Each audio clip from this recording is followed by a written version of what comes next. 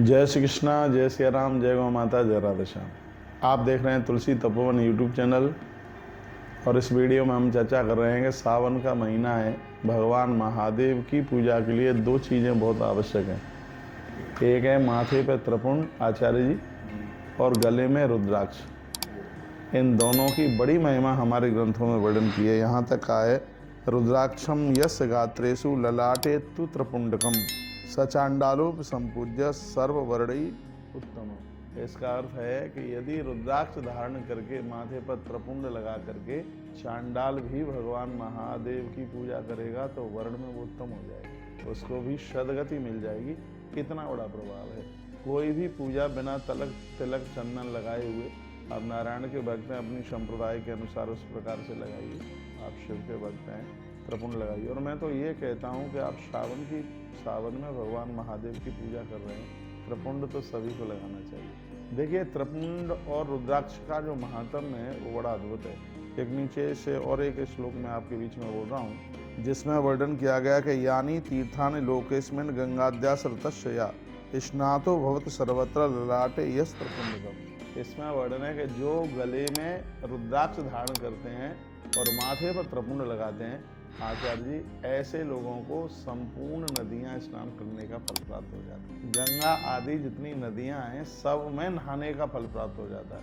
इतनी बड़ी महिमा का वर्णन किया गया है। स्पष्ट लिखा है ना, यानी तीर्थानि लोकेस्मिन् गंगाद्या सरतस्या स्नातो भवति सर्वत्र ललाटे यस्त्र त्रिपुंडकम्। यानी जिसने अपने शरीर पर रुद्राक्ष और मस्तिष्क पर त्रिपुंड धारण किया है, तो इस संसार में जितने भी तीर्थ हैं, गंगा आदि जितनी नदियां हैं, उन सब में स्नान करने का फल प्राप्त कर लेता है। इतनी बड़ी महिमा है। आप हमारे माथे पर भी त्रिपुंड देख रहे हैं, गले में रुद्राक्ष की माला देख रहे हैं, तो हमें भी ऐसा आभास हो रहा है कि सभी नदियों को स्नान करने का फल प्राप्त हो रहा है। सावन का महीना है, श्रावण मास में आप भगवान महादेव की पूजा कर रहे हैं, तो आप त्रिपुंड धारण करके, गले में रुद्राक्ष धारण करके फिर भगवान शिव की पूजा कीजिए। और देखिए, आनंद की बात है, आप स्त्री पुरुष कोई भी हैं, सबको त्रिपुंड लगाने का, रुद्राक्ष धारण करने का अधिकार है, सबको अधिकार। इसलिए मैं आप सभी भक्तों को कहना चाहूँगा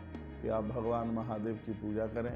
शिव समान दाता नहीं विपत्ति बिना रणहार, लज्जा मेरी राखियो नंदी के कर्पूर गौरम करुणावतारम संसार सारम भुजगेंद्रहारम सदा वसंतम हृदयारविंदे भवम भवानी सहितम। ऐसे भगवान महादेव ब्रह्मचारी, वानप्रस्थी, गृहस्थ, हर सन्यासी, हर व्यक्ति उनकी पूजा करने का अधिकारी है। क्या सुंदर वर्णन किया गया कि ब्रह्मचारी ग्रस्तो वा वानप्रस्थो तथा यति ब्रह्मछत्राश विटशूद्रहातस्तान्ये पतिताधमा। कहा गया है कि इनमें से कोई भी है तो वर्णन है कि त्रिपुंड धारण करके वह शुद्ध हो जाता है, सम्यक रूप से उसकी संपूर्ण पाप राशि समाप्त हो जाती है और वह व्यक्ति अपराधों से मुक्त हो जाता है। छोटी सी बात है, त्रिपुंड लगाने के लिए चंदनम महत पुण्यम सर्व पाप प्रणाशनम आपदाम अपहर्तारम लक्ष्मी तिष्ठति सर्वदा। ये देखिए चंदन का महत्व। अगली वीडियो में मैं भस्म के द्वारा त्रिपुंड लगाने की बात आपके बीच में कर रहा हूँ कि भस्म से त्रिपुंड लगाया जाता है तो उसका कितना बड़ा महत्व है। आचार्य जी, आप तो बहुत बड़े विद्वान आदमी हैं, आपने बहुत शास्त्रों को, ग्रंथों को पढ़ा है, सही बताइए अपने हृदय से कि भगवान शंकर की पूजा का क्या प्रभाव है, क्या बोलना चाहेंगे इसके लिए आप? महाराज जी, मैं आपके शब्दों को सुनकर के इतना गदगद हो गया कि जहाँ भगवान शिव की पूजा होती है वहाँ तो साक्षात सृष्टि में कोई पूजा का महत्व तो रहा ही नहीं। सबसे बड़ी शिव की पूजा है। और फिर भी सावन के महीने में आपने इतनी बेजोड़ बात बताई है कि त्रिपुंड लगा करके और रुद्राक्ष धारण करके अगर आप शिव की पूजा करते हैं, सारी नदियों का, सारे तीर्थों का महत्व मिल जाता है। स्पष्ट लिखा है ना, स्नातो भवति सर्वत्र यानी तीर्थान लोकेस्मिन् गंगाद्या सरतस्या।